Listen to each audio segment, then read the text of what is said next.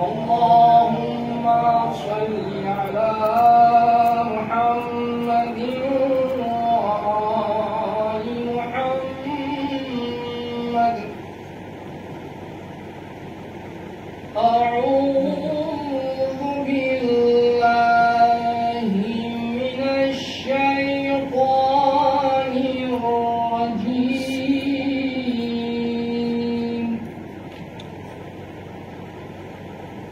بسم الله الرحمن الرحيم.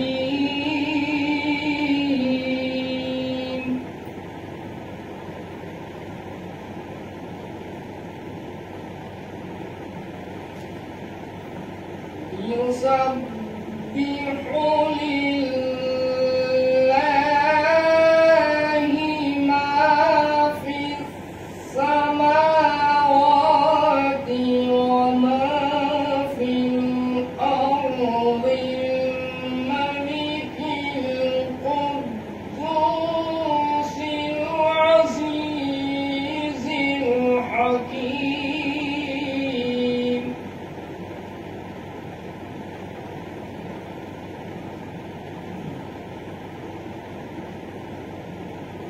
والذي بعث في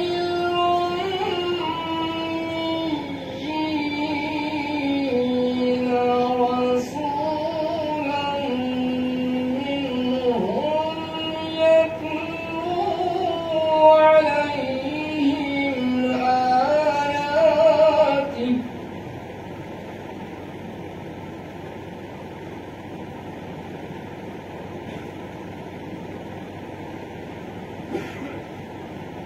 يسبح لله ما في السماوات وما في الأرض الملك القدوس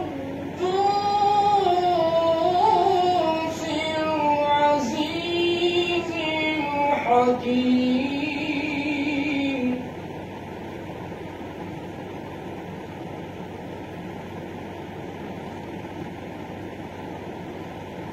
والذي بعث في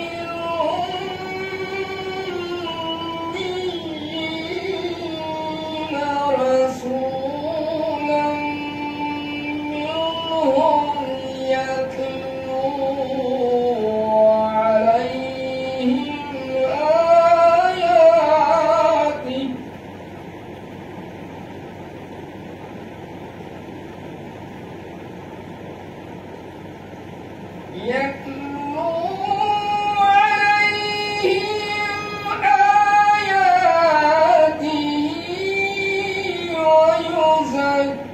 ويزكيهم ويعلمهم الكتاب والحكمة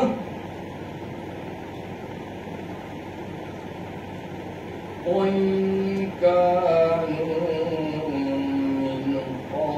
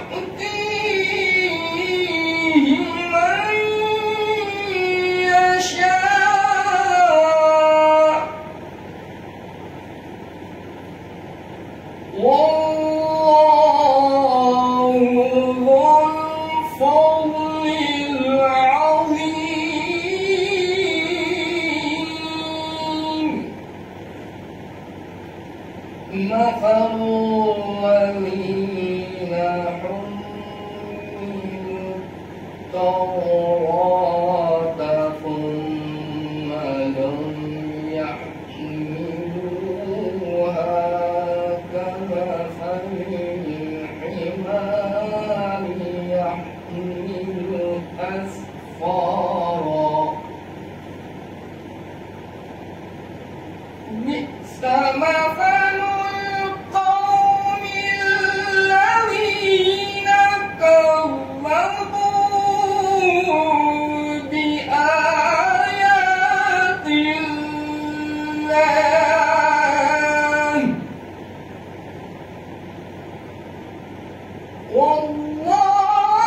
والله لا يهدي القوم الظالمين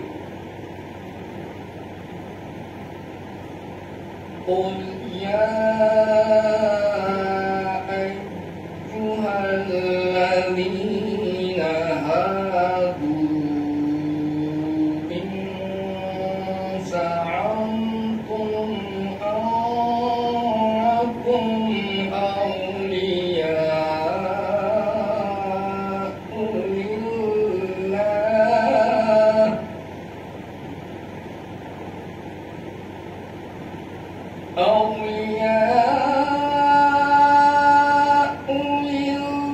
لله من دون الناس فتمنوا الموت إن كنتم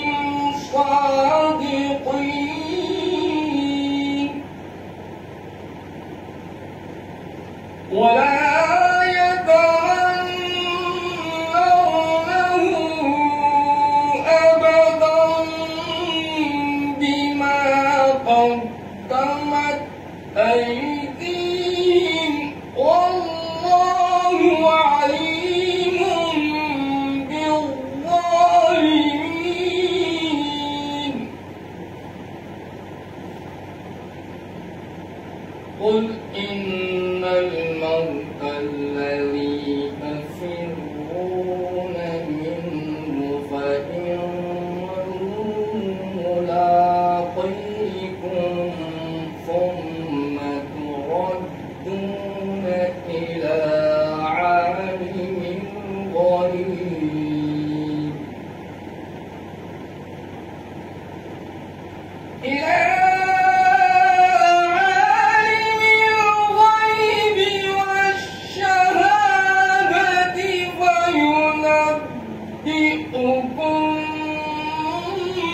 بما كنتم تعملون يا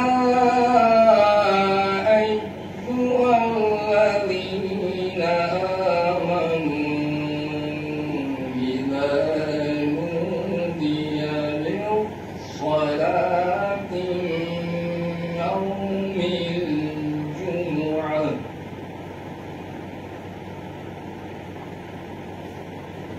يا أيها الذين آمنوا إذا نودي للصلاة من يوم الجمعة فاسعوا إلى ذكر الله وذروا البيع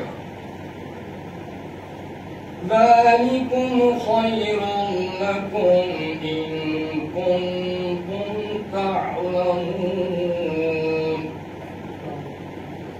فإذا قضيت الصلاة فانتشروا في الأرض وابتغوا من فضل الله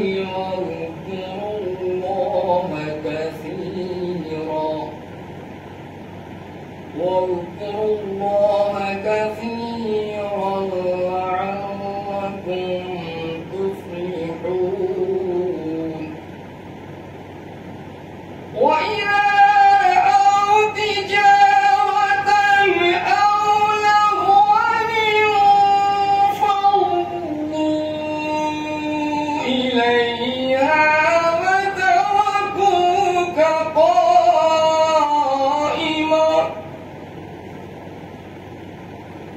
قل ما عند الله خير من اللهو ومن التجارة والله خير الرازقين صدق الله العلي العظيم اللهم صل على محمد وآل محمد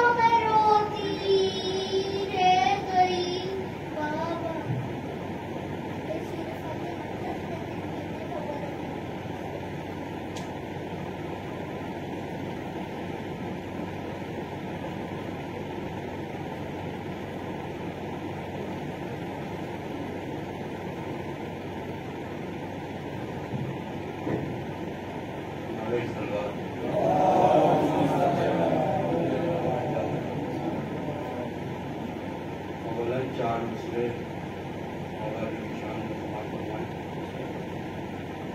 کہ عجب منزل ارتقاء علی ہے، عجب منزل ارتقاء علی ہے کہ دوش نبوت پہ پائے علی ہے، عجب منزل ارتقاء علی ہے کہ دوش نبوت پہ پائے علی ہے، ظفر مدح ان کی کوئی کیا کرے گا پیمبر کے لب پر ثنائے علی ہے، ظفر مدح ان کی کوئی کیا کرے گا پیمبر کے لب پر ثنائے علی ہے۔ ایک نعرہ صلوات بھیجیں۔ چار مسئلے دیکھیں کہ دشت میں ہیں مالک کل انبیاء ٹھہرے ہوئے، دشت میں ہیں مالک کل انبیاء ٹھہرے ہوئے، اور دیکھتے ہیں ظلم کی وہ انتہا ٹھہرے ہوئے، دیکھتے ہیں ظلم کی وہ انتہا ٹھہرے ہوئے، اور دستے غازی بن گئے ہیں دونوں عالم کے ستون، دستے غازی بن گئے ہیں دونوں عالم کے ستون، وہ دو کٹے ہاتھوں پہ ہیں ارض و سما ٹھہرے ہوئے، دستے غازی بن گئے ہیں دونوں عالم کے ستون، وہ دو کٹے ہاتھوں پہ ہیں ارض و سما ٹھہرے ہوئے۔ نعرہ صلوات چار مسئلے ترجمان کے حوالے سے بیان کرنا کہ یوں نبھائی ہے خدا سے دوستی سجاد نے،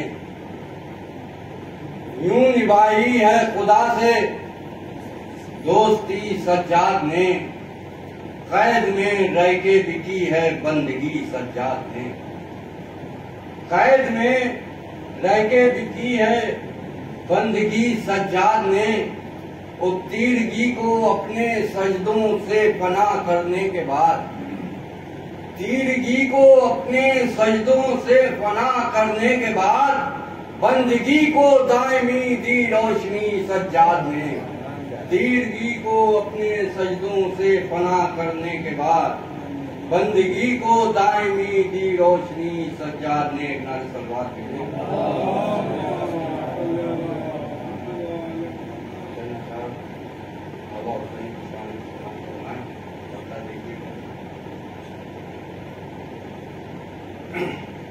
کہ رسول پاک کی آنکھوں کی روشنی بن کر،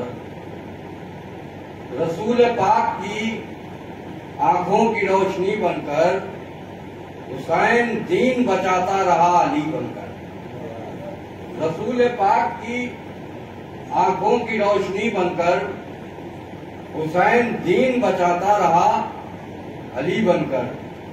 وہ مدینہ ہو یا رہے کربلا حسین تو بس، مدینہ ہو یا رہے کربلا حسین تو بس، پیغمبران خدا کی رہا خوشی بن کر، مدینہ ہو یا رہے کربلا حسین تو بس، پیغمبران خدا کی رہا خوشی بن کر، اور رہا ہے خلق کی خدمت میں پیش پیش حسین، رہا ہے خلق کی خدمت میں پیش پیش حسین، کبھی امام کبھی بندے جلی بن کر، رہا ہے خلق کی خدمت میں پیش پیش حسین، کبھی امام کبھی بندے جلی بن کر، اور نہ چھوڑی تم نے کبھی رائے مستقیم حسین، نہ چھوڑی تم نے کبھی رائے مستقیم حسین، رہا ہمیشہ تم معیار بندگی بن کر، نہ چھوڑی تو نے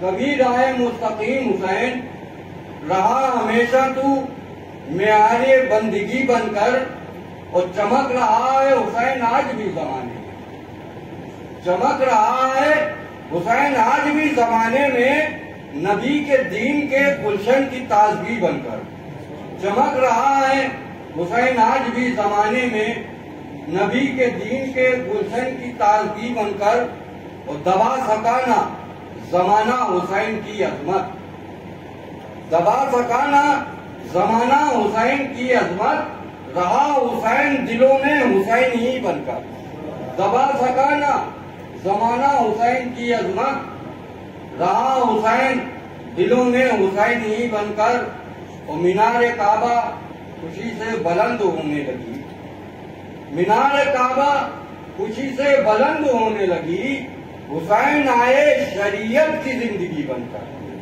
مینار کعبہ خوشی سے بلند ہونے لگی، حسین آئے شریعت کی زندگی بن کر، اور ظفر نصیب تمہارا وہاں طواف کرے، ظفر نصیب تمہارا وہاں طواف کرے، جہاں فرشتے بھی آئیں تو آدمی بن کر، ظفر نصیب تمہارا وہاں طواف کرے، جہاں فرشتے بھی آئیں تو آدمی بن کر۔ ایک نعت صلوات کے لیے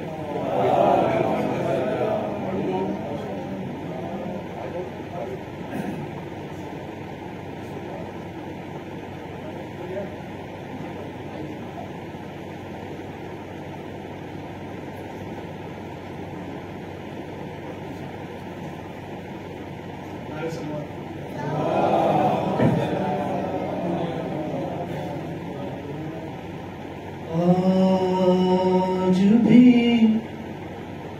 زینب کی آتی ہے صدا بھائی حسین، آج بھی زینب کی آتی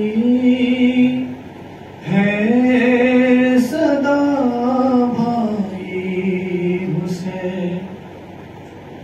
تیرا چہرہ تیری آنکھیں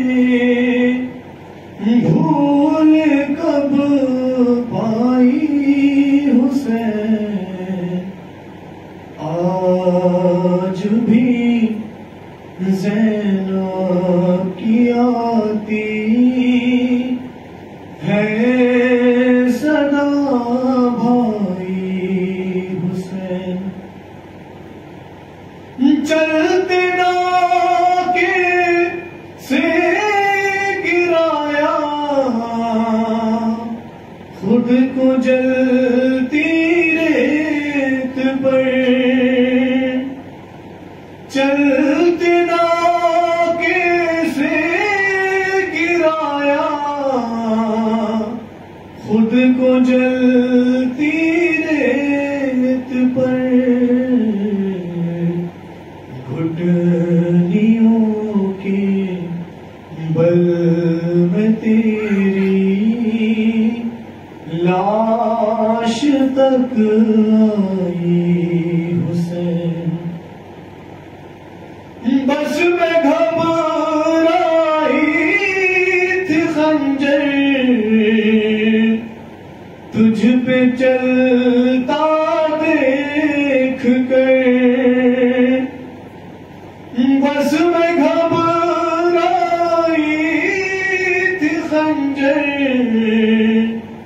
تجھ پہ چلتا دیکھ کر پھر کسی مشکل میں گر کر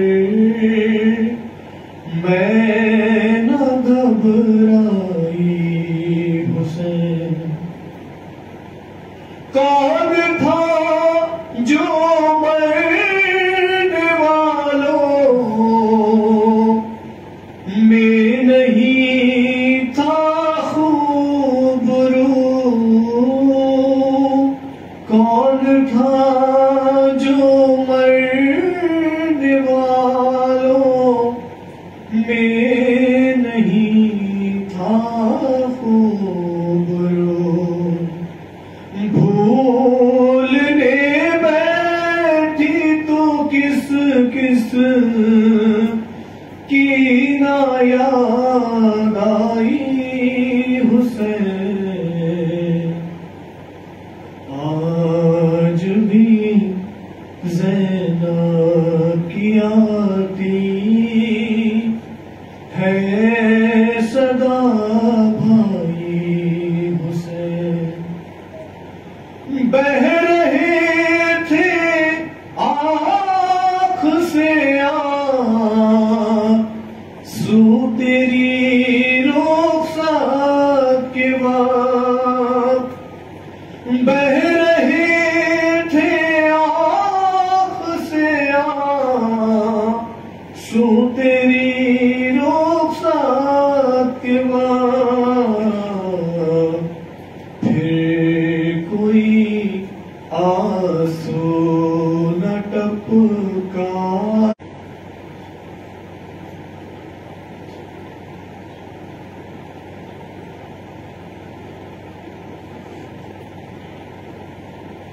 أعوذ بالله السميع العليم من الشيطان اللعين الرجيم بسم الله الرحمن الرحيم الحمد لله الذي هدانا لهذا وما كنا لنهتدي لولا أن هدانا الله لقد جاءت رسل ربنا بالحق والصلاة والسلام على رسول الثقلين محبوب رب المشرقين والمغربين جد الحسن والحسين مولانا سيدنا ونبينا في القاسم محمد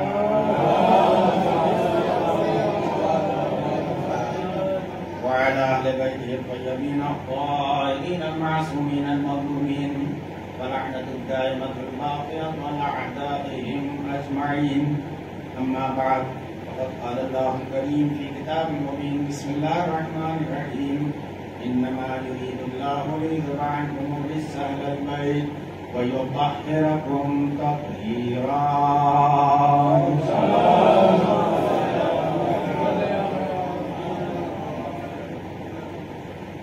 آپ راست گزارش ہے سورہ حمد سورہ اخلاص کی تلاوت فرماتے ہیں مرحوم سید مظہر حسین سید علی طاہور علی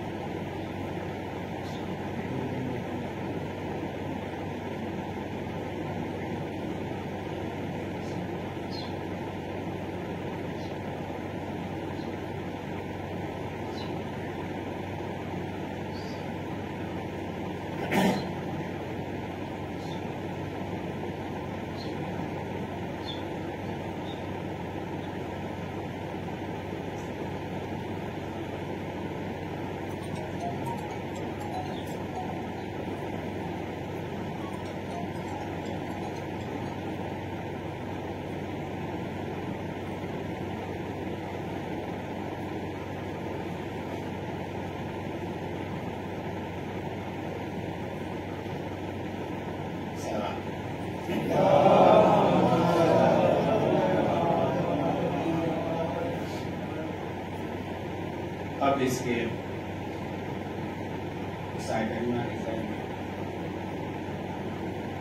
آپ حضرات کی خدمت میں کچھ عرض کروں.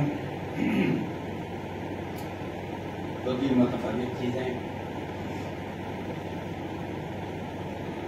اس کی تھوڑی سی وضاحت کرنا ضروری سمجھتا ہوں. سب سے پہلی چیز ہے لفظ مرحوم.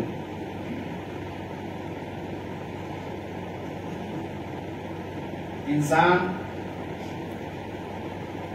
جب تک زندہ رہتا ہے، جب تک اس دنیا میں رہتا ہے، اس وقت تک کوئی اسے مرحوم نہیں کہتا. جب اس دنیا کو چھوڑ کے چلا جاتا ہے تب اسے مرحوم کہتا ہے. اور اگر کوئی زندگی میں کسی کو مرحوم کہہ دے تو وہ ناراض ہو جائے گا، حالانکہ سب مرحوم ہیں.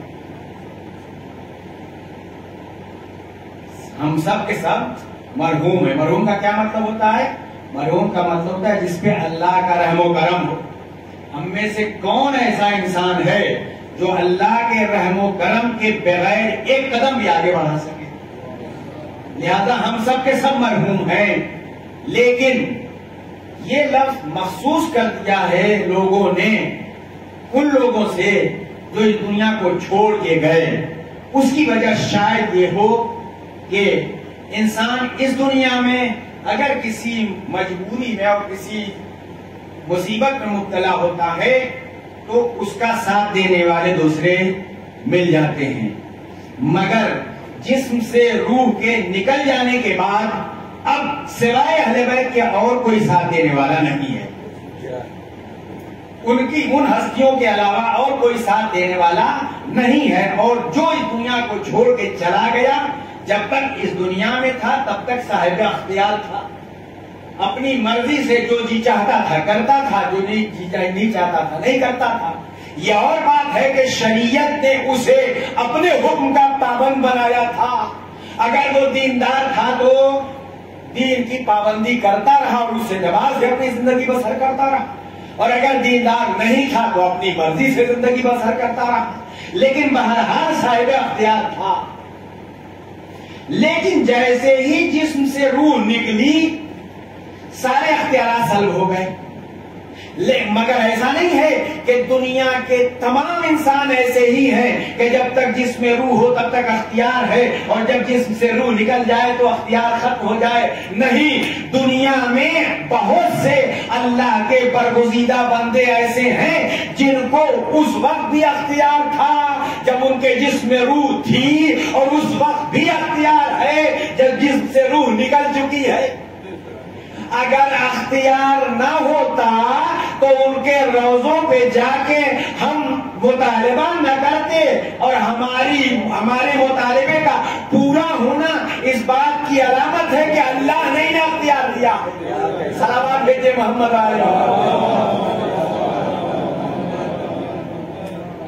جن مرحوم کے اصال ثواب کی مجلس ہے، اتفاق کی بات ہے جو ہمیشہ سے ہمارے ساتھ رہا ہو، ہمیشہ جماعت کے ساتھ نماز جس نے پڑھی ہو، لوگوں سے ہنسی خوشی کے ساتھ ملتا جلتا رہا ہو.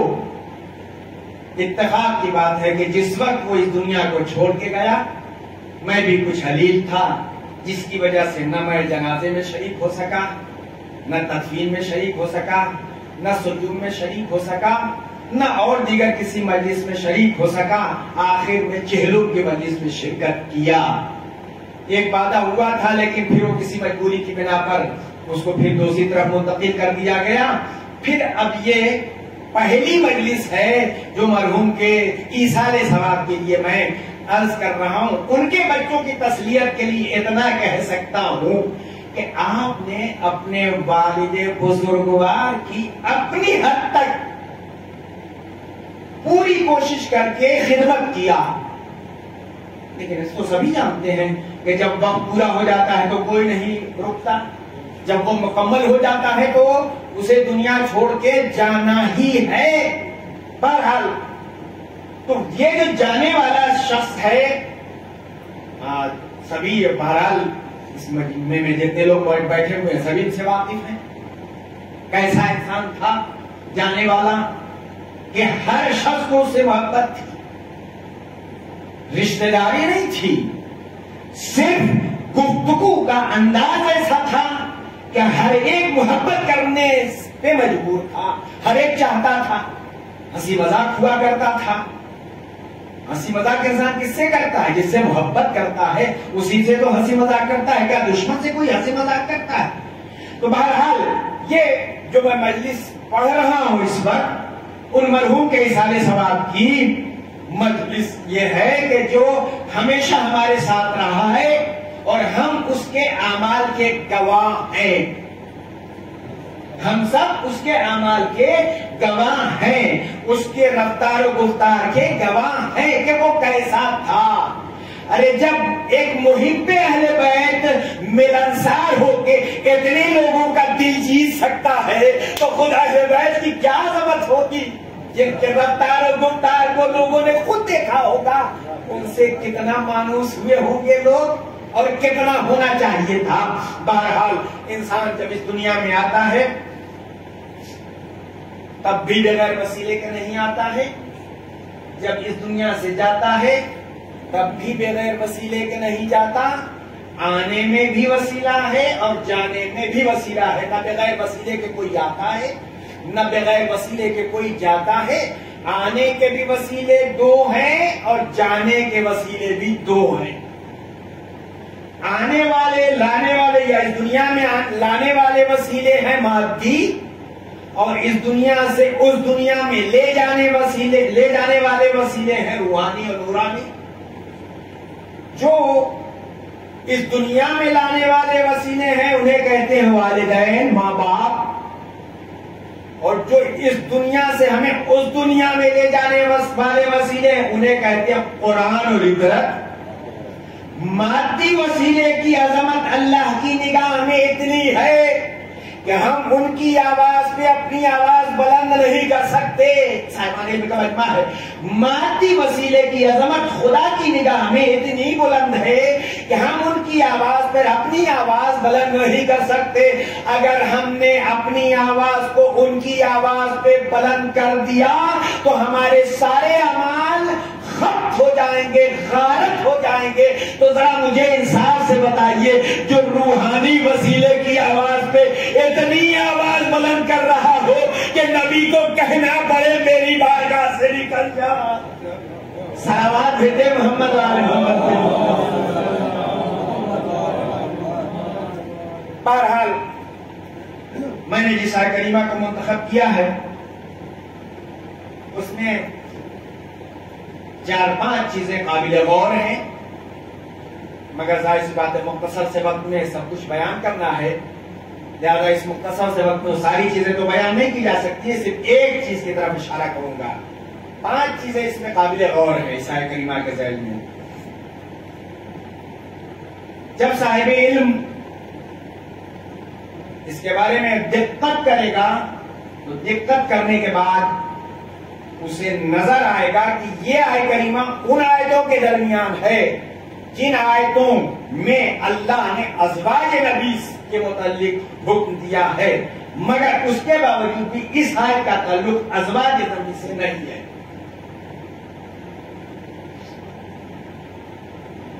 تو چلیے کہ جب اس کی شان نزول کو کوئی ملاحظہ کرے گا تو شان نزول کو ملاحظہ کرنے کے بعد بھی یہ واضح ہو جائے گا کہ یہ آیت مستقل ہے. اس آیت کا تعلق اور آیتوں سے، اور آیتوں میں جن لوگوں کے بارے میں حکم دیا گیا ان سے کچھ نہیں ہے. تیسری بات جو قابل غور ہے وہ یہ کہ اللہ نے جو ارادہ کیا ہے یہ ارادہ کیسا. چوتھی بات قابل غور یہ ہے کہ جس رجل سے اہل بیت کو دور رکھا گیا ہے. سوال دیجیے محمد علیہ. دیکھیے ایک ہوتا ہے دور رکھنا اور ایک ہے دور کرنا. ان دونوں میں بہت فرق ہے. دور رکھنا اور دور کرنے میں بہت فرق ہے. سر کہ میرا رومال ہے, میرے ہاتھ میں رومال ہے یا میری ٹوپی ہے, لیکن میں نے ہمیشہ اس کو نجاست سے دور رکھا. ایک بات یہ ہوئی. دوسری بات ہے میں نے اس کو نجاست سے دور کر لیا. پہلی بات جو کہی ہم نے کہ میں نے اس کو نجاست سے دور رکھا, اس کا مطلب یہ کہ کبھی نجاست اس کے قریب آئی ہی نہیں. اور دوسری بات جو میں نے کہی میں نے اس کو نجاست سے دور کر دیا, اس سے نجاست دور کر دیا, اس کا مطلب یہ کہ یہ نجس ہو گئی تھی, میں نے اس کو نجاست سے دور کر, اس سے نجاست کو دور کر دیا. اب ہمیں سمجھ میں آ گیا کہ جو لوگ اہل بیت سے دور ہیں, محمد اب مجھے کچھ کہنے کی ضرورت نہیں ہے کہ جو اہل بیت سے دور ہیں ان کی حیثیت کیا ہے.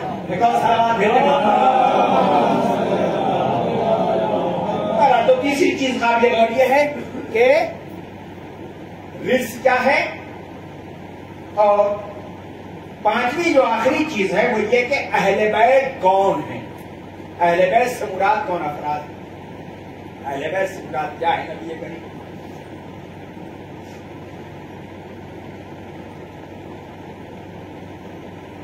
مجھے ساری چیزیں نہیں عرض کرنا, صرف اس کی شان نزول کو ہمیں عرض کرنا ہے. ہر شب جمعہ کم از کم ہم جو پڑھتے ہیں, کیا پڑھتے ہیں, کیا کہتے ہیں, ہمیں یہ معلوم ہونا چاہیے. اگرچہ حدیث قصہ کا ترجمہ کئی زبانوں میں ہو چکا ہے, لیکن عموماً جب حدیث قصہ کی تلاوت ہوتی ہے تو وہی عربی کی تلاوت ہوتی ہے, اور کسی کی نگاہ دوسری زبان پر, چاہے وہ اردو میں اس کا ترجمہ ہوا ہو, ہندی میں ہوا ہو, انگریزی میں ہوا ہو, گجراتی میں ہوا ہو, اس کی طرف نہیں جاتی ہے. انسان کو لطف اس وقت آتا ہے جب اسے یہ معلوم ہو کہ کیا کہہ رہا ہے, کس سے کہہ رہا ہے. صلوات بھیجے محمد. کیونکہ ہماری زبان عربی نہیں ہے, لہذا جب ہم عربی میں پڑھتے ہیں تو ثواب تو ضرور ملتا ہے, لیکن ہم کیا کہہ رہے ہیں اور کس سے کہہ رہے ہیں ہمیں یہ نہیں پتا ہوتا ہے. لہذا جو کیفیت ہم پہ طاری ہونی چاہیے وہ کیفیت ہم پہ طاری نہیں ہوتی ہے. اس آیت کریمہ میں سب سے پہلی لفظ ہے انما. یہ جو لفظ انما ہے, یہ انما حصار کا کام کرتی ہے, دائرے کا کام کرتی ہے. کاہے کا دائرہ بناتی ہے, اس لیے دائرہ بنایا گیا ہے. کیوں حصار کھینچا گیا ہے, کا اس لیے دائرہ بنایا گیا ہے کہ جو اہل بیت میں ہیں وہ باہر نہ جانے پائیں, جو غیر ہیں وہ شریک نہ ہونے پائیں. صلوات بھیجے محمد.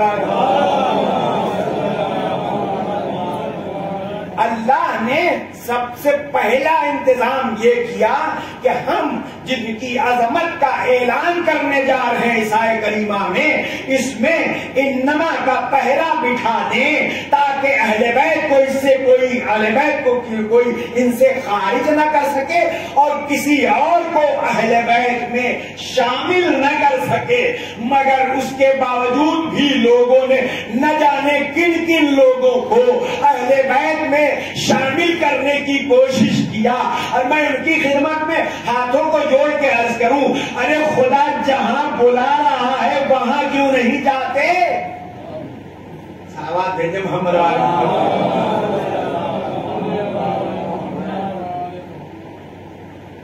اللہ نے اپنے حبیب سے کیا کہا تھا جب نبی کریم یہودیوں کو قرآن مجید کی آیتوں کی تلاوت کر کے سنا رہے تھے اور وہ ماننے کے لیے تیار نہیں تھے, تو کیا کہا تھا, تم اپنے والوں کو لے کے آؤ. خلاصتاً تم اپنے والوں کو لے کے آؤ, ہم اپنے والوں کو لے کے آئیں. اپنے والوں کو بلایا گیا تھا نا, اگر اپنے تھے تو وہاں بلایا جا رہا تھا, کیوں نہیں گئے. جب جانے ہی کی خواہش تھی تو وہاں تو بلایا جا رہا ہے اپنوں کو، اے نبی آپ اپنے والوں کو لے کے آئیے.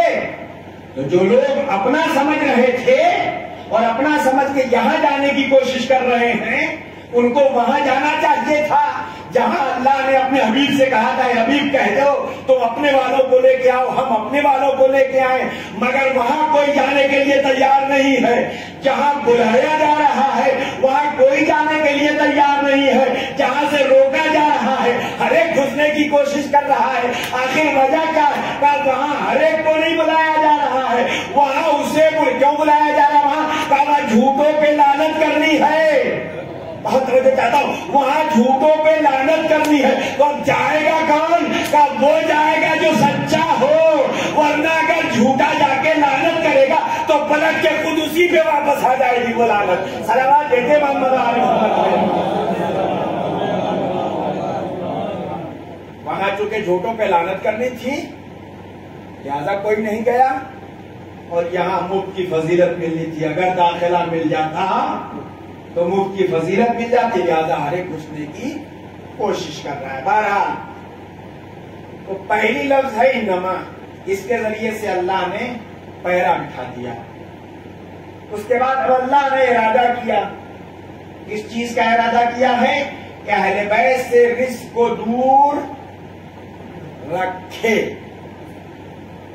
بعض لوگ ترجمہ اس کا کرتے ہیں کہ اللہ کا یہ ارادہ ہے کہ اللہ اہل بیت کو رزق سے دور کرے.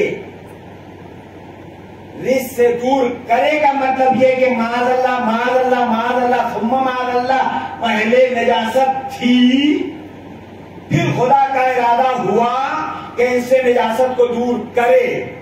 نہیں، ایسا نہیں ہے. اللہ کا یہ ارادہ ہے کہ ان سے نجاست دور رہے، اللہ ان کو نجاست سے دور رکھے. یہ پاک تھے، پاک ہیں، پاک رہیں گے. اگر پاک نہ ہوتے تو اللہ کے گھر میں نہ پیدا ہوتے. اللہ کے گھر میں پیدا ہونا اس بات کی دلیل ہے کہ اللہ نے انہیں پاک پیدا کیا ہے، ورنہ نجاست کے عالم میں ہمیں مسجد میں جانے کی اجازت نہیں ہے کہ جائے کے کھانے کعبہ میں جائیں. صلوات دیتے محمد علیہ.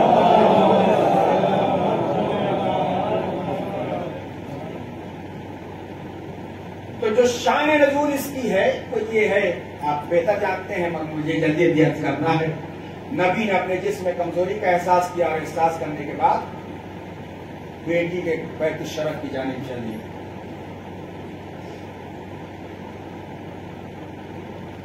ہم جب کمزوری کا احساس کرتے ہیں تو کیا کرتے ہیں؟ کمزور ہوتے ہیں ہم، اور کمزوری کا احساس ہمیں ہوتا ہے تو ہم کیا کرتے ہیں؟ ڈاکٹر کے پاس، حکیم کے پاس، طبیب کے پاس جاتے ہیں، طاقتور چیزوں کا استعمال کرتے ہیں.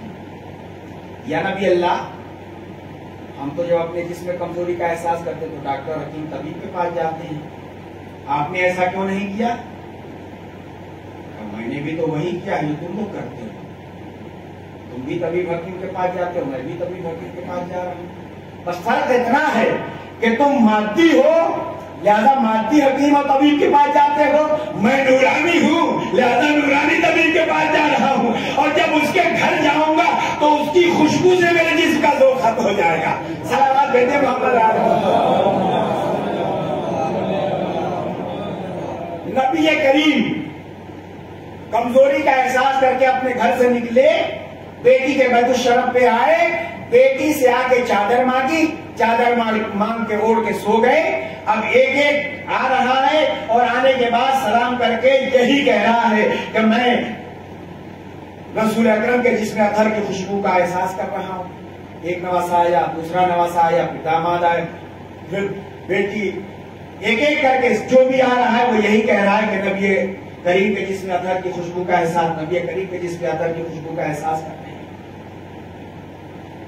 حالانکہ جس وقت پہلا نواسا آیا تھا اس وقت بھی دو لوگ تھے جن کے جسم سے خوشبو نکلتی تھی، ایک نبی کریم اور دوسرے بی بی فاطمہ. مگر انہیں نے آگے یہی کہا کہ نانا کے جسم اطہر کی خوشبو کا احساس کرنا. جب دوسرا نواسا آیا تو 3 لوگ موجود تھے، جب مولا کائنات تشریف لائے تو 4 لوگ موجود تھے. سب کے جسم سے وہی خوشبو آتی تھی، مگر جو بھی آ رہا ہے وہ یہی کہہ رہا ہے کہ نبی کے جسم اطہر کے خوشبو کا احساس کر رہے ہیں۔ ہم اور آپ بھی خوشبو کا احساس کرتے ہیں، یا جو عطر بیچتے ہیں وہ لوگ بھی خوشبو کا احساس کرتے ہیں، مگر وہ لوگ جب خوشبو کا احساس کرتے ہیں کس طرح سے کرتے ہیں؟ وہ سونگھ کے، شیشیاں، پھول جو بھی ہو اسے سونگھ کے اس کا احساس کرتے ہیں۔ لیکن اگر آپ عطر فروش کی دکان پہ جائیے جس کا کام ہی دن و رات عطر بیچنا خریدنا ہے، اور اس کے پاس جانے کے بعد کہیے بھائی یہ جتنی بھی تمہارے دکان میں عطر کی شیشیاں ہیں سب کو کھولو، سب کو آپس میں ملا دو، اور ملانے کے بعد اب بتاؤ فلاں عطر کدھر ہے، فلاں عطر کدھر ہے، فلاں عطر کدھر ہے، فلاں عطر کدھر ہے، تو کہے گا بھائی میرے بس کی بات اب نہیں ہے۔ سب مل گئے تو میں نے، جب تک الگ الگ تھے تب تک میں بتا سکتا تھا سونگ سونگ کے یہ فلاں عطر ہے، یہ فلاں عطر ہے، یہ فلاں عطر ہے، لیکن سب کے مل جانے کے بعد اب میں نہیں بتا سکتا کہ کون سی عطر کہاں ہے۔ یہی فرق ہے مشام امت اور مشام امامت میں، کہ وہاں الگ الگ ہو تو بتا سکتے ہیں، سب مل جائے تو نہیں بتا سکتے، مگر یہاں سب کے مل جانے کے بعد بھی جو آ رہا وہ یہی کہہ رہا ہے کہ نبی کریم کے جسم اطہر کی خوشبو کا احساس کر رہے ہیں۔ صلوات بھیجے محمد علیہ وسلم۔ نبی آئے، نبی نے چادر اوڑھ لیا، یہ نورانی ہستیاں ایک ایک کر کے آئیں اور آنے کے بعد چادر میں داخل ہو گئیں۔ میرا سوال یہ ہے کہ نبی کیوں آئے تھے؟ کہ نبی آئے تھے اپنے جسم میں کمزوری کا احساس کر کے، تو جب نبی اپنے جسم میں کمزوری کا احساس کر کے آئے تھے تو یہ جو کمزوری تھی ختم ہوئی یا نہیں؟ جو زور تھا، کمزوری تھی، ویکنیس تھی، وہ ویکنیس ختم ہوئی بیٹی کے گھر آنے کے بعد یا ختم نہیں ہوئی؟ کہ اس کے بعد تو نبی کریم نے پھر کبھی اس کا اظہار نہیں کیا۔ اس سے یہ تو لگتا ہے کہ نبی کریم کے جسم کی کمزوری ختم ہو گئی، لیکن کوئی عاقل اس طرح سے کسی بات کو قبول نہیں کرے گا جب تک کہ دلیل نہ ہو۔ اب جب مسئلہ دلیل کا آتا ہے تو مسلمان یہی کہتا ہے کہ مجھے دلیل بھی چاہیے اور دلیل قرآن سے چاہیے، چاہے اسے قرآن کچھ سمجھ میں آئے یا سمجھ میں نہ آئے، دلیل بھی چاہیے اور دلیل قرآن سے چاہیے۔ کیا ٹھیک ہے، ہم دلیل بھی دیں گے اور دلیل قرآن ہی سے دیں گے کہ نبی کریم نے جب اپنی بیٹی کی چادر اوڑھ لی تو اسی چادر کے اوڑھ لینے سے نبی کے جسم کی کمزوری ختم ہو گئی۔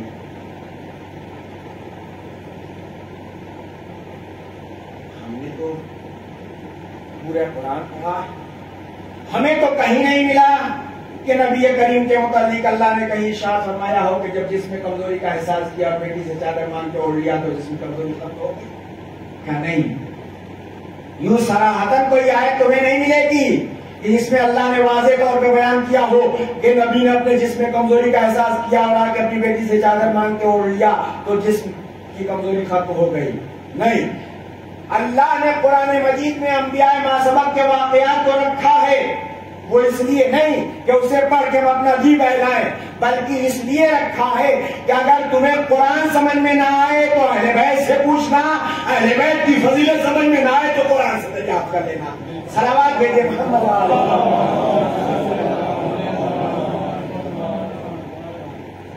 انبیاء ما سبق میں ایک نبی ہے جن کا نام ہے جناب یوسف۔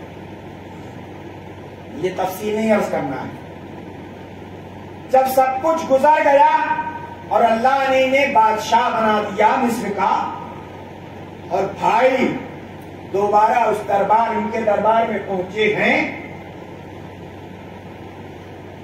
اور پیمانہ جس سے غلہ تقسیم کیا جا رہا تھا وہ پیمانہ یوسف نے اپنے چھوٹے بھائی بنیامین کے تھیلے میں رکھوا کے اس بہانے انہیں روکا، اور روکنے کے بعد جب تعارف ہوا، جب پہچانوایا گیا، ابھی تک یہ بھائی نہیں پہچان رہے تھے کہ جس بھائی کے ساتھ ہم نے وہ سارا سلوک کیا تھا یہ وہی ہے جس کو اللہ نے آج بادشاہ بنا دیا ہے، لیکن جب تعارف ہو گیا تو تعارف ہوتے ہی بھائیوں نے ہاتھ جوڑ کے کہا بھائی ہم نے تمہارے ساتھ بہت برا کیا, ہمیں معاف کر دیجئے. جیسے بھائیوں نے اپنی غلطی کا اعتراف کر کے بھائی سے معافی مانگی, فوراً یوسف نے کہا میں نے بھی معاف کیا, میرے خدا نے بھی معاف کیا. ہمیں یہ پیغام دیا ہے کہ دیکھو اگر اول تو پہلے اپنے برادر مومن سے کبھی ناراض نہ ہونا, اور اگر کسی وجہ سے ناراضگی ہو جائے تو اپنی ناراضگی کو فوراً دور کر لینا.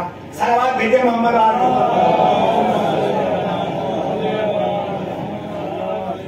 معاف کر دیا, میں نے بھی معاف کیا, میرے خدا نے بھی معاف کر دیا. اب جب تعارف ہو چکا, معافی تلافی ہو چکی, صلوات بھیجے محمد بھائی اگر آپ لوگ ادھر آ جاتے, ادھر جگہ بہت زیادہ ہے, دروازے پہ نہ رہتے تو لوگوں کو دقت نہ ہوتی. صلوات بھیجے محمد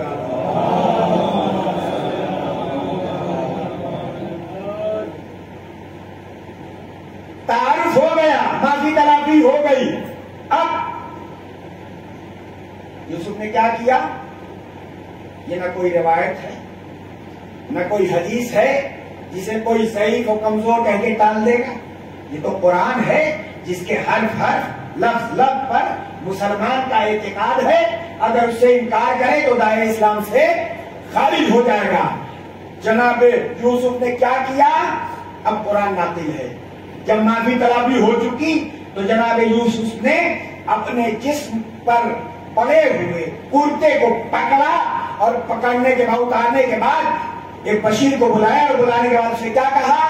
اذهبوا بقمیصی ھذا, بہت توجہ چاہتا ہوں, اذهبوا بقمیصی ھذا والقوه علی وجه ابی یات وسیلہ. آپ بہتر جانتے ہیں کہ فراق یوسف میں روتے روتے یعقوب کی آنکھوں کی بینائی زائل ہو چکی تھی. یوسف کیا کہہ رہے ہیں؟ اذهبوا بقمیصی ھذا, بشیر میرا یہ کرتا لے جاؤ, والقوه علی وجه ابی, میرے اس کرتے کو بابا کی آنکھوں سے مس کر دینا. یات وسیلہ, جیسے ہی اس کرتے کو بابا کی آنکھوں سے مس کرو گے بصیرت واپس آ جائے گی. اگر قرآن یہیں پر رک جاتا تو ہماری دلیل مکمل نہ ہوتی. بشیر نے یوسف سے کرتا لیا, لے کے یعقوب کی جانب چلنے لگا. جب شہر کے قریب پہنچا تو جناب یعقوب نے اپنے آس پاس بیٹھے ہوئے لوگوں کے درمیان یہ اس بات کا اظہار کیا کہ میں اپنے بیٹے کی جسم کی خوشبو کا احساس کر رہا ہوں. یہ معصوم کی سیرت ہے کہ کوئی معصوم دوسرے معصوم کے پاس آئے تو اسے پہلے ہی احساس ہو جاتا ہے. صلوات بھیجے محمد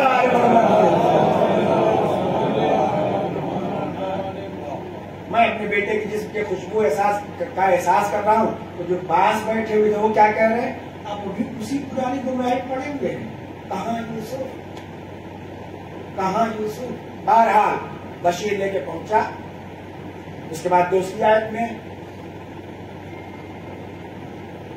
فلما جاء البشیر, جب بشیر یعقوب کے کرتے کو لے کے یعقوب کی خدمت, یوسف کے کرتے کو لے کے یعقوب کی خدمت میں پہنچا, والقوہ علی وجہ, اور اس کرتے کو, یوسف کے کرتے کو جناب یعقوب کی آنکھوں سے مس کیا.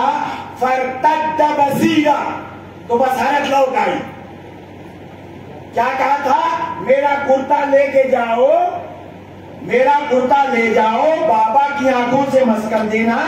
میرے فراق میں روتے روتے جو میرے بابا کی بینائی زائل ہو چکی ہے, مس ہوتے, اس کرتے کے مس ہوتے ہی بینائی واپس آ جائے گی. ایک درس تو ہمیں یہ ملا کہ معصوم کی زبان سے جو بات نکل جاتی ہے, معصوم جو کہہ دیتا ہے وہ کام فوراً ہو جاتا ہے. ادھر یوسف نے کہا لے جاؤ, جیسے مس کرو گے بینائی واپس آ جائے گی. یعقوب کی آنکھوں سے یوسف کے کرتے کو بس کیا گیا. قرآن کہہ رہا فرتد بصیرا, بصیرت لوٹ آئی. اب مجھے آپ بتائیے کہ جناب یوسف پیدا کیسے ہوئے؟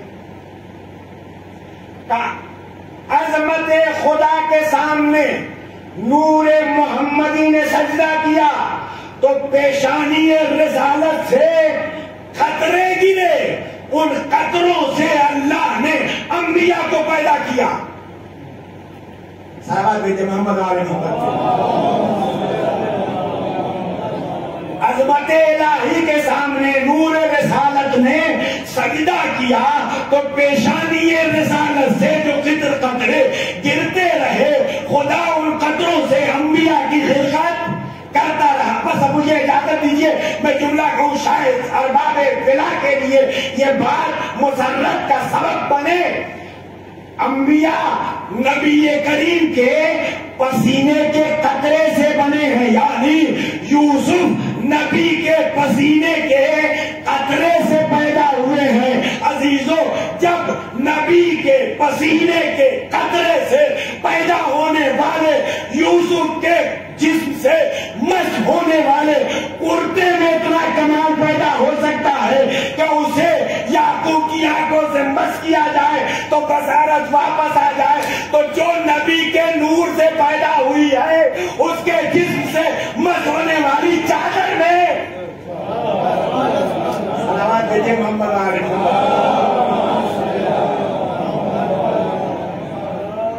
ایک اور صلوات بھیجے محمد علیہ۔ نبی کریم چادر اوڑھ کے سو گئے اور اسی چادر نے نبی کریم کے جسم اطہر کی کمزوری کو دور کر دیا۔ میں نے کہیں نہیں دیکھا کہ کوئی بھی فرشتہ نبی کے پاس آیا ہو تو اجازت لیا ہو، کہیں پہ مجھے نظر نہیں آیا۔ صرف ایک در ہے جس در پر آنے کے بعد فرشتوں نے اجازت لی ہے، وہ چاہے جو بھی فرشتہ ہو، استاد الملک ہو، ملک الموت ہو، کوئی بھی ہو، جب تک اس در سے اجازت نہیں ملی داخل نہیں ہوئے۔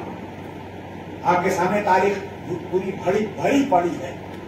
جب اللہ کے خلیل کو آگ میں پھینکا جا رہا تھا، پوری دنیا اللہ کی بارگاہ میں دعا کر رہی تھی، معبود تیرا خلیل آگ میں پھینکا جا رہا ہے، کیا تو اپنے خلیل کو بچائے گا نہیں؟ اگر میرا بندہ مجھ سے مدد کا مطالبہ کرے گا تو میں اس کی مدد کروں گا۔ جبرائیل نے ہاتھوں کو جوڑ کے عرض کیا، یا پروردگارہ کیا اجازت ہے میں چلا جاؤں مدد کرنے کے لیے؟ کہا جاؤ، اگر تمہاری مدد کو قبول کر لے جاؤ جا کے مدد کرو۔ جبرائیل چلے، فضا میں ملاقات ہوئی، ملاقات ہونے کے بعد جبرائیل نے پوچھا ابراہیم سے، اللہ کہا جائے؟ ابراہیم کو ضرورت ہے میری جانیں قربان ہو جائیں جناب ابراہیم پر۔ ایسا جواب دیا کہ نہ خودی اور خدائی میں ٹکراؤ ہوا، نہ اپنی اشرفیت کو ملک کے حوالے کیا۔ صلوات بھیجے محمد علیہ۔ کیا کہا؟ اللہ کا حاجہ ابراہیم کو ضرورت ہے؟ ابراہیم نے کیا کہا؟ نعم، ہاں ہم حاجت مند ہیں، ہم ضرورت مند ہیں، غنی صرف خدا ہے، ہم حاجت مند ہیں، اما الیک فلا، لیکن تمہاری کوئی ضرورت نہیں ہے، جس سے ہمیں ضرورت ہے وہ ہماری ضرورت سے واقف ہے۔ نتیجہ کیا ہوا کہ آگ میں پھینکا گیا تو اللہ نے ان کے بھروسے کی وجہ سے اس آگ کو گلزار میں تبدیل کر دیا۔ تو یہاں ملک آیا مگر اس نے اجازت نہیں لی، صرف یہی ایک در ہے جس در پہ آتا ہے ملک تو بغیر اجازت داخل نہیں ہوتا۔ بس عزیزو، اللہ کے حبیب نے بیٹی سے چادر مانگ کے اوڑھی، جسم کا ذوق ختم ہو گیا۔ چادر سے گھر کے اندر گھر بنانے کی کیا ضرورت تھی؟ گھر تو بیٹی کا پہلے ہی سے موجود تھا۔ چادر سے اس گھر کے اندر نبی کریم نے ایک اور گھر بنایا۔ اس سے ہمیں یاد آتا ہے کہ اللہ نے ایک گھر بنوایا تھا، خدا نے ایک گھر بنوایا تھا۔ کس کے ذریعے سے؟ جبرائیل کے ذریعے سے بنوایا تھا۔ کس کے لیے؟ آدم و حوا کے لیے بنوایا تھا۔ کہاں؟ کعبے میں، دو پہاڑیوں کے درمیان، مکے میں دو پہاڑیوں کے درمیان اللہ نے جبرائیل کے ہاتھوں ایک گھر بنایا تھا۔ اس کا سامان کہاں سے آیا تھا؟ اس کا سارا سامان جنت سے آیا تھا۔ کیونکہ سارا سامان جنت سے آیا تھا لہذا نورانی تھا.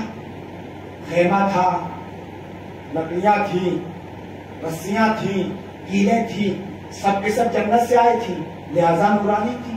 نورانی تھی تو بہرحال اس کا اثر کچھ دور تک ہوا. خیمہ لگایا گیا، جتنی دور تک خیمہ لگا اللہ نے اس کو کعبہ بنایا. رسیاں کھینچ کے جتنی دور تک باندھا گیا تھا خدا نے اس کو مسجد الحرام بنایا. چونکہ یہ جنت کی چیزیں تھیں لہذا اس سے روشنی نمودار ہوئی. جہاں تک روشنی پہنچی اللہ نے اسے حرم بنایا. نہیں تو جو فرمایا آپ نے، اللہ نے جنت کی چیزوں سے آدم و حوا کے لیے جبرائیل کے ذریعے گھر بنوایا. چونکہ جنت کی چیزیں تھی لہذا نورانی تھی. ان کا نور دور تک گیا، جہاں تک نور گیا اللہ نے اسے حرم بنایا. جتنی دور میں خیمہ لگا تھا اسے کعبہ بنایا. جتنی دور تالابیں کھینچ کے باندھی گئی تھی اللہ نے اسے مسجد الحرام بنایا. کعبہ کیا ہے؟ دیکھ لینا عبادت، چھو لینا عبادت، پہنچ جانا عبادت. ارے جو معصوم کے ذریعے جو معصوم جبرائیل اور فرشتے کے ذریعے سے گھر بنے اس کا دیکھ لینا عبادت ہے، اسے چھو لینا عبادت ہے. تو جو اللہ کے دست قدرت سے بنا ہو اور جو اسی گھر میں آنے والا ہو اس کا دیکھنا، اس کے پاس بیٹھنا، اس کی طرف دیکھنا، پھر کیوں نہ عبادت ہوگا. اللہ نے بھیجا، نورانی چیزیں تھی، نور پھیلا، حرم بنا. کیا خاصیت ہے اس کی؟ یہ حرم جائے پناہ ہے سب کے لیے. کسی کو اذیت اس حدود میں نہیں دی جا سکتی جہاں تک وہ روشنی پہنچی تھی. اس حدود میں کسی کو اذیت نہیں دی جا سکتی ہے. اس حدود میں جو عمل انجام دیا جائے گا اس سے ہٹ کے عمل انجام دینے والے سے زیادہ ثواب اس کو وہاں ملے گا. ایسے ظاہر سی بات ہے اگر کوئی گناہ کرے گا تو عذاب بھی ہوتا ہی ویسے ہی زیادہ ہے.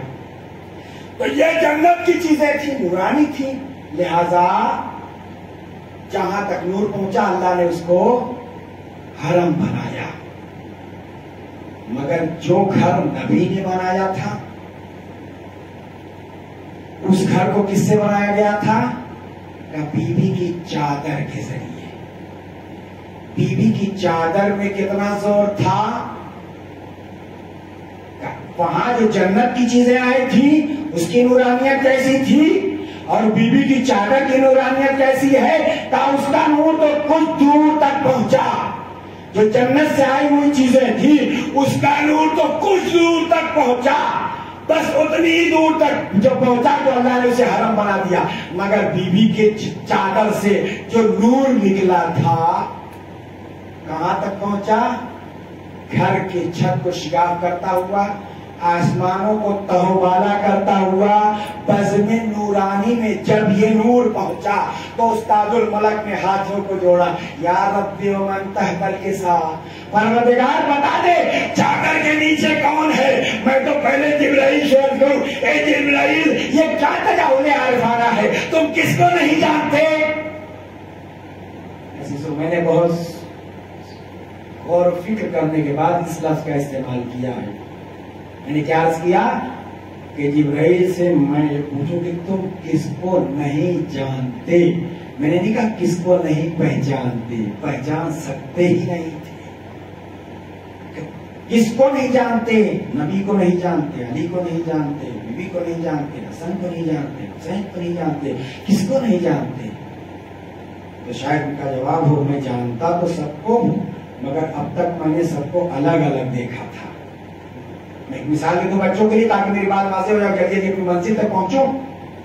یہ اذا خانہ ہے، اس اذا خانے میں چند بلب چند راڈ جل رہے ہیں. یہ روشنی ایسی ہے، اتنی ہے جسے ہمیں ہماری آنکھ برداشت کر لے رہی ہے. لیکن اگر اسی اذا خانے کی آئینہ کاری کر دی جائے اور آئینہ کاری کرنے کے بعد اس میں اور روشنی کا انتظام کر دیا جائے تو یہاں بیٹھنے والے جتنے افراد ہیں تقریباً سب ایک دوسرے کو پہچانتے ہیں. ان میں سے اگر کوئی باہر ہو اور اس سے کوئی پوچھے کہ بتاؤ اس وقت عزا خانے میں کون کون لوگ موجود ہیں, تو وہ اپنی عاجزی کا اظہار کرتے ہوئے یہی کہے گا مجھے نہیں پتا عزا خانے میں کون کون ہے. کیوں؟ اس لیے کہ نور کی ذاتی کی وجہ سے اس کی آنکھوں میں خرگی پیدا ہو گئی ہوگی, وہ دیکھ ہی نہیں پائے گا. جب دیکھ ہی نہیں پائے گا تو کیسے بتائے گا کہ چادر کے نیچے کون ہے؟ جبرائیل نے بھی سب کو الگ الگ دیکھا تھا, لیکن آج اللہ کے حبیب نے سب کو اکٹھا کر دیا ہے. بی بی کی چادر سے آئینہ کاری کر کے شمس رسالت و قمر امامت سے اتنی روشنی کر دی تھی کہ جبرائیل کی نگاہ ٹھہری رہ گئی تھی. سارا بیٹے محمد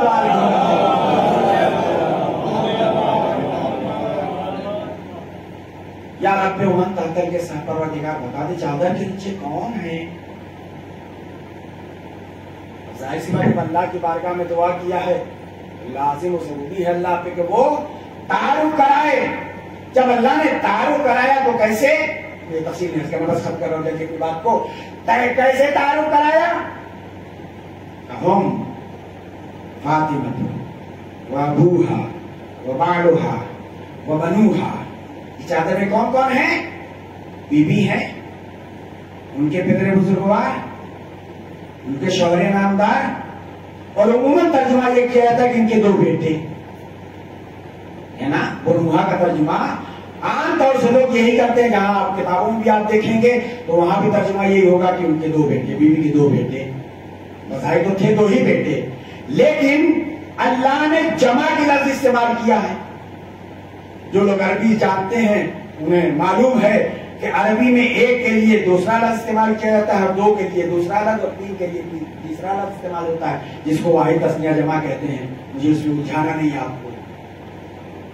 اگر 2 ہی کو بیان کرنا ہوتا تو جو لفظ 2 کے لیے استعمال ہوتی ہے اللہ اسے استعمال کرتا.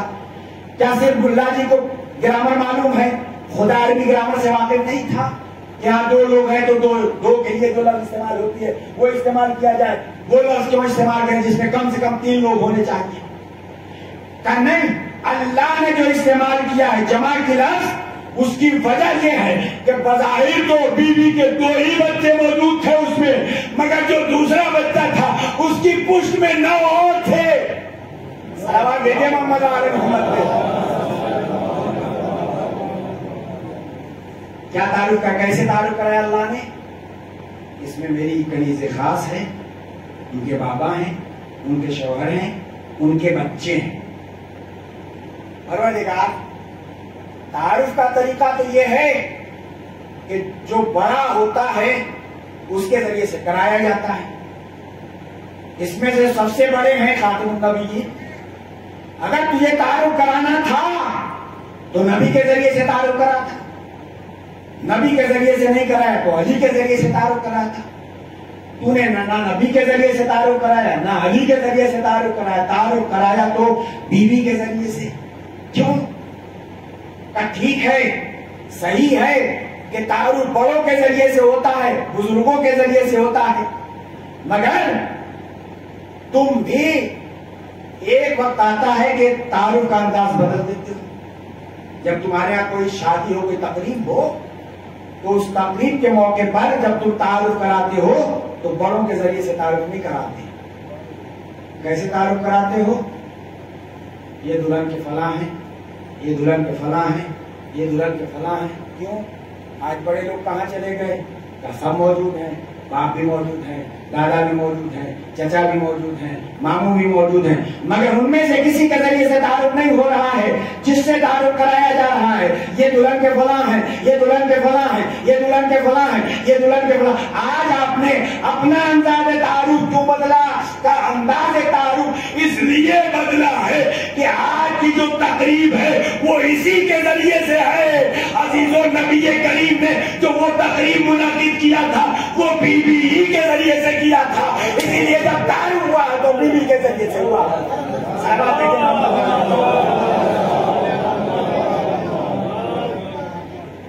آپ نے غور فرمایا, اللہ نے جب تعارف کرایا نام صرف ایک لیا ہے, بقیہ سارے رشتے بیان کیے. نام ایک ہے, بقیہ سارے رشتے ہیں. کس کا نام دیا؟ بیوی کا نام دیا. اب سمجھ میں آیا اہل بیت کون ہے؟ نبی کے رشتے داروں کا نام اہل بیت نہیں ہے، بیوی کے رشتے داروں کے نام کا نام اہل بیت ہے. صلوات دیتے محمد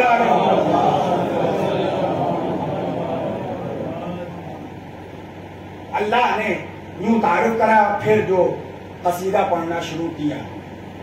ہم نے سب کچھ انہی کے صدقے میں خلق کیا ہے، جو کچھ بھی ہے انہی کے صدقے میں خلق کیا ہے. تو اگر انسان کو اللہ کے برگزیدہ بندوں کے تصدق میں پیدا ہونے والی چیزوں کو استعمال کرنا ہے تو جن کے تصدق میں یہ چیزیں پیدا ہوئی ہیں پہلے انہیں راضی کرنا ہوگا.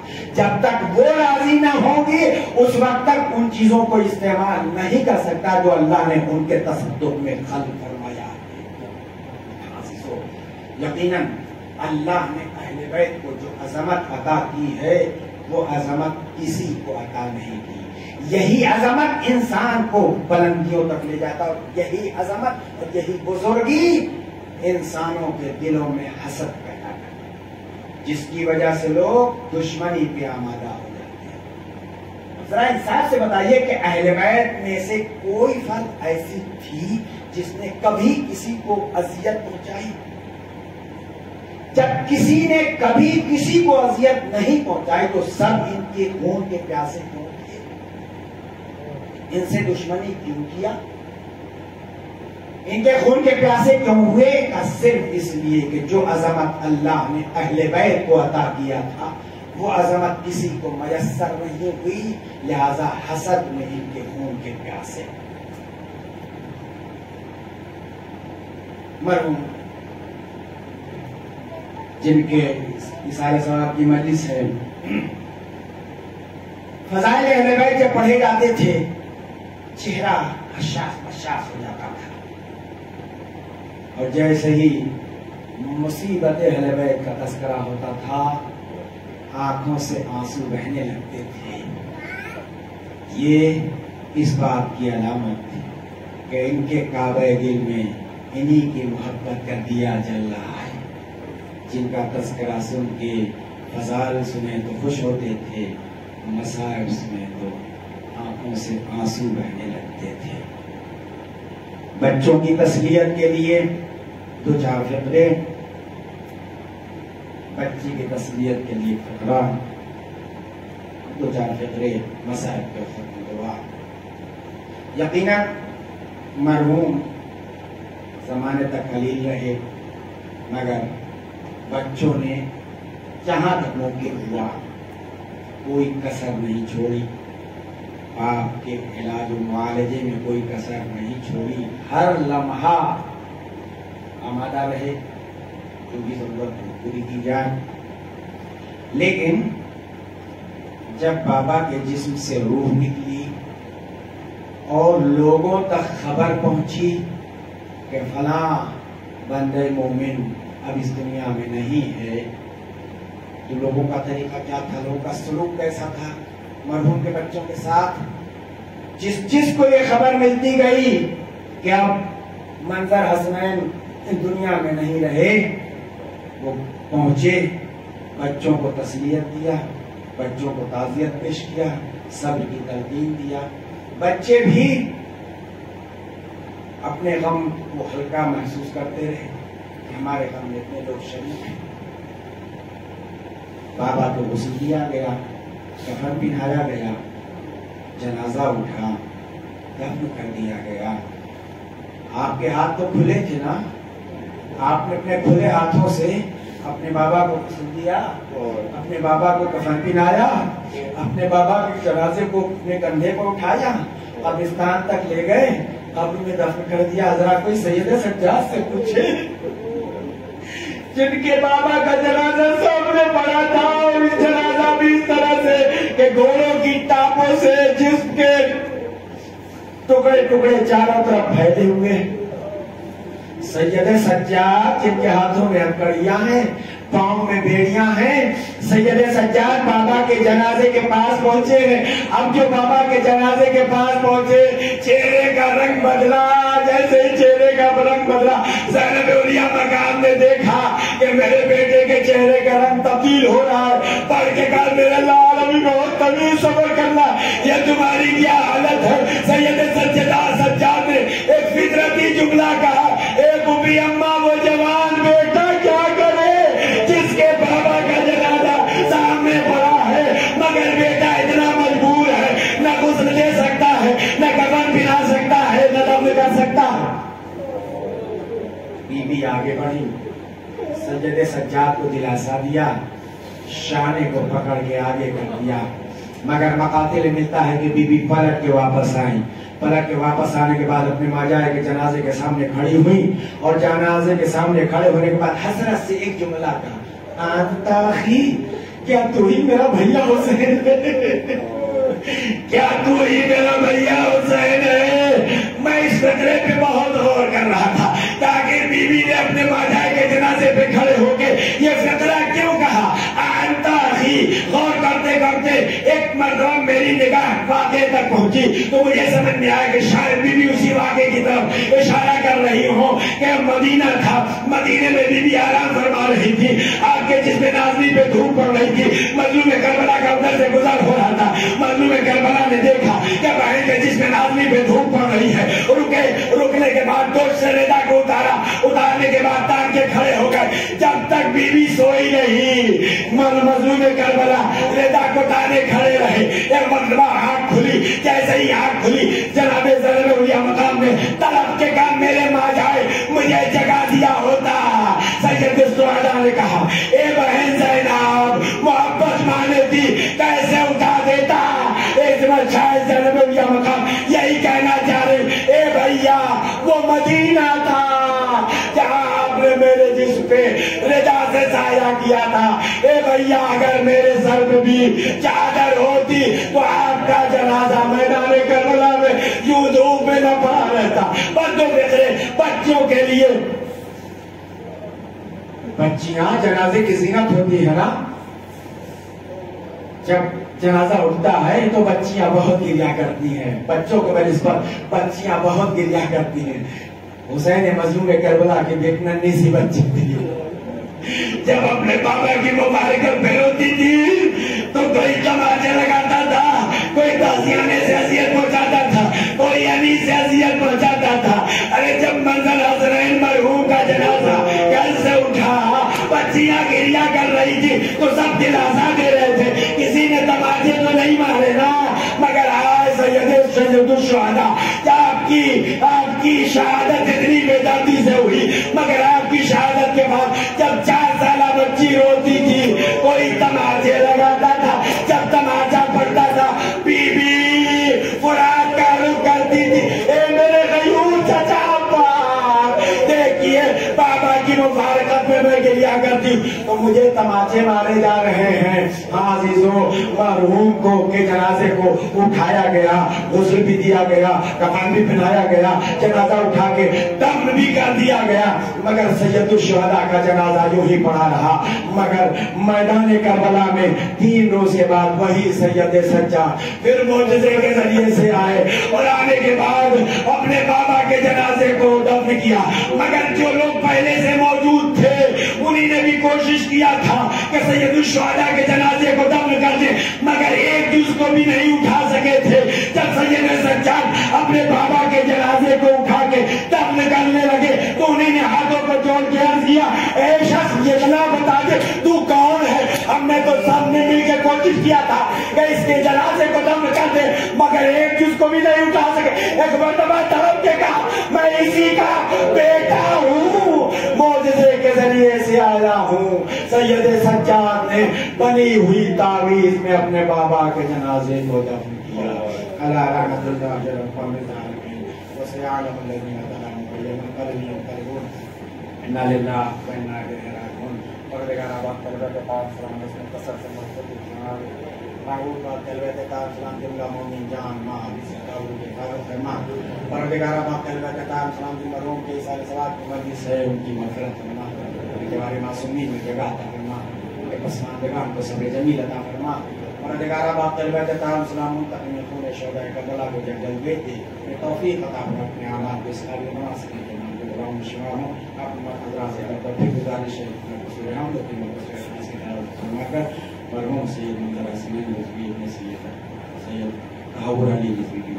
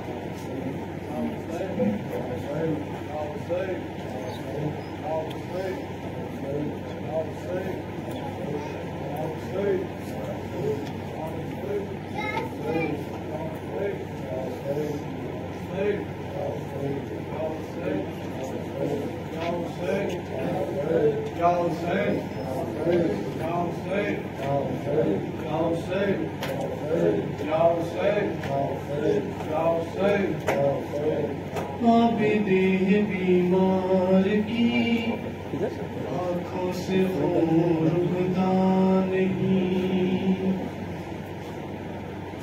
عابد بیمار کی آنکھوں سے خون رکتا نہیں، جس کو زینب کے لیے،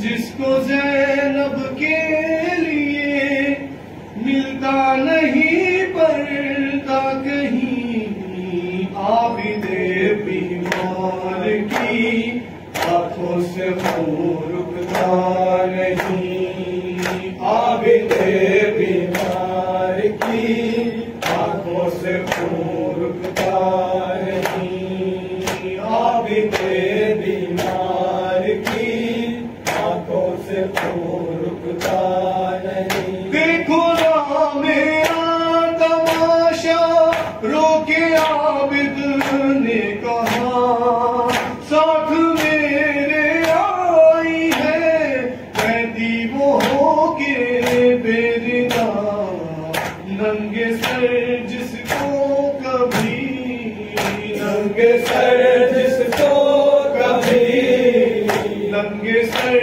جس کو کبھی بابا نے بھی دیکھا نہیں، عابد بیمار کی آنکھوں سے خون رکتا نہیں، عابد بیمار کی آنکھوں سے خون رکتا نہیں. ضد نہ کرنا تم سکینہ سفر میں زینب کے ساتھ، پہلو میں سو جانا بیٹی، جب بھی ہو جانا نبھا، لوٹ کر آئے گا اب، لوٹ کر آئے گا اب، لوٹ کر آئے گا اب، بیٹی تیرا بابا نہیں، عابد بیمار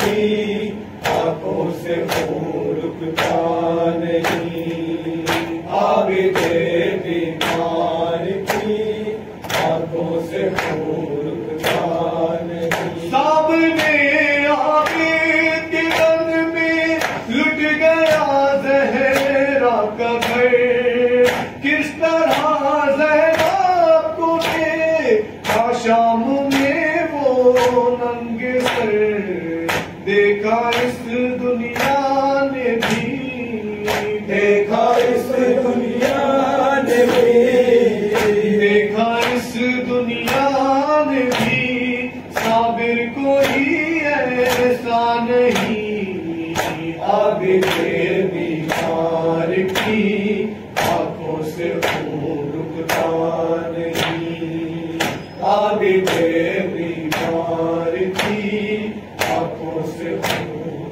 رکتا نہیں. رات بھی ہو جائے کربلا اس کا جھولا ڈل گیا، پانی بھی اس کو نہ ملا، کس طرح سو جاؤں میں، کس طرح سو جاؤں میں، کس طرح سو جاؤں میں، اصغر میرا سویا نہیں، عابد بیمار کی آنکھوں سے پھولتا نہیں، عابد بیمار کی آنکھوں سے پھولتا